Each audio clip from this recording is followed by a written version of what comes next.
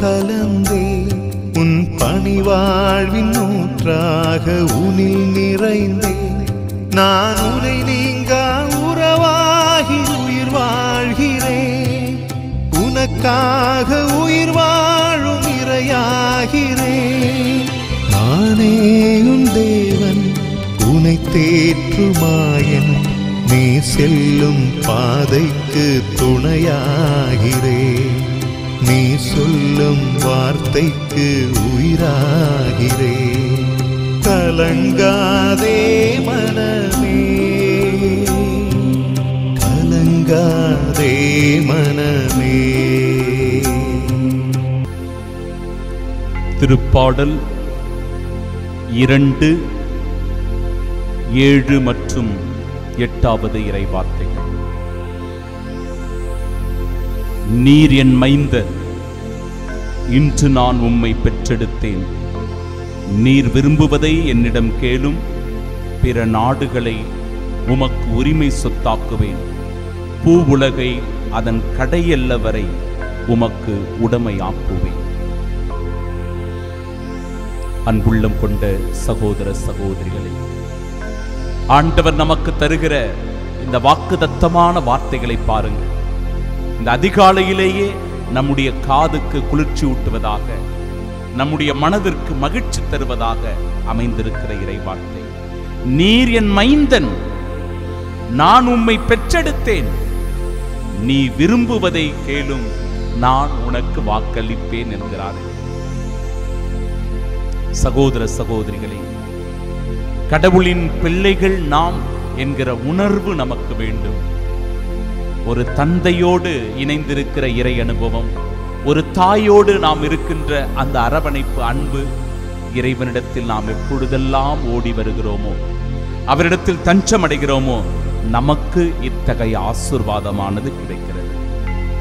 நாம் எல்லோரும் இறைவனுடைய பிள்ளைகள் என்பதில் நாம் உரிமையோடு நம் மனம் விரும்புவதை இறைவனிடத்தில் கேட்க துணிய வேண்டும். இடம் கிடைக்காமல் அவதிப்படுகிறவர்களா? வீடு கட்ட முடியாமல் நாம் கஷ்டப்பட்டு கொண்டிருக்கிறோமா? புதிய வீட்டினை கட்டி கொண்டிருக்கிறோமா? இடம் வாங்குவதற்காக முயற்சி செய்து கொண்டிருக்கிறோமா? அனைத்தையும் ஆண்டவர் அபரிவிதமாய் இந்த நாளில் ஆசீர்வதிக்க ஒப்பு கொடுப்போம். உங்கள் எண்ணங்கள் நிறைவேற, உங்கள் ஆசைகள் கைகூட, நீங்கள் நினைத்த காரியங்கள் நல்லபடியாக நடக்க, இதோ இறைவன் இன்று உங்களை அபரிவிதமாய் ஆசீர்வதிக்கிறார். நீர் விரும்புவதை என்னிடம் கேளும், உமக்கு நான் எல்லாவற்றையும் உரிமை சொத்தாக்குவேன். அதன் கடை எல்லை வரை உமக்கு உடைமையாக்குவேன் என்கிறார் நம் ஆண்டவர். இது இறைவன் நமக்கு தருகிற வாக்குறுதி. இந்த இறைவனுடைய வாக்குறுதி ஒருபோதும் மீறப்படாது. ஏனென்றால் வாக்கு மாறாதவர்தான் நம் ஆண்டவர். வாக்கு மாறாதவர்தான் நம்முடைய ஆண்டவர், நற்கருணை நாதர். எனவே நிச்சயம் நாம் வேண்டுவதை இறைவன் தருவார். இது எந்த அளவிற்கு உண்மையோ அதே அளவிற்கு நம்முடைய முயற்சியும் உழைப்பும் அவசியம். ஆண்டவர்கிட்ட கேட்டுட்டேன், எனக்கு எல்லாமே கிடைக்கும் அப்படின்னு நாம சோம்பேறியாக அமைதியாக இருந்துவிடக் கூடாது. மாறாக நம்முடைய முயற்சியும் உழைப்பும் மிக மிக அவசியம். இன்றைய நாளில் நீ முயற்சி செய்கிறாய் என்றால் உன் முயற்சியை ஆசீர்வதிக்கிறார். நீ இன்று கடுமையாக உழைக்கிறாய் என்றால் உன்னுடைய உழைப்பை ஆண்டவர் ஆசீர்வதிக்கிறார். ஆம், நம் சார்பாக நாம் உழைக்காமல் முயற்சி செய்யாமல் மனக்கோட்டை கட்டி கொண்டிருந்தால் அது நடப்பதற்கான வாய்ப்பு இல்லை சகோதர சகோதரிகளே. எனவே நம்முடைய முயற்சிகளும் ஆசைகளும் கைகூட தொடர்ந்து இடைவிடாமல் இறைவனிடத்தில் செபிப்போம்.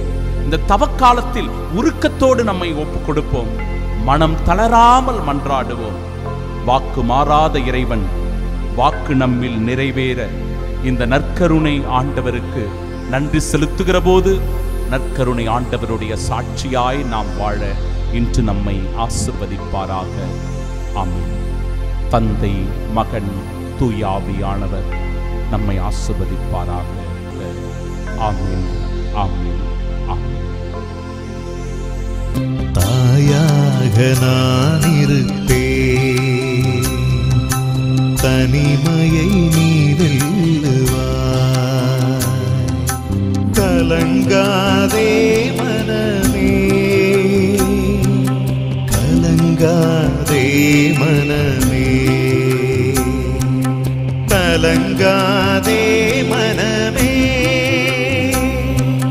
கலங்காதே மனமே.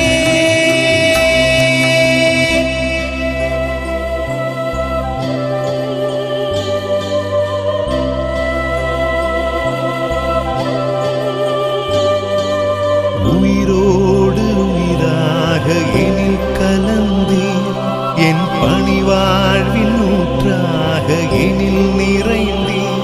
நீரணை நீங்கா உறவாகி உயிர் வாழ்கிறீர், எனக்காக உயிர் வாழும் இறையாகிறீர். நீரே என் தேவன், என்னை தேற்றுமாயன், நான் செல்லும் பாதைக்கு துணையாகிறீர். நான் சொல்லும் வார்த்தைக்கு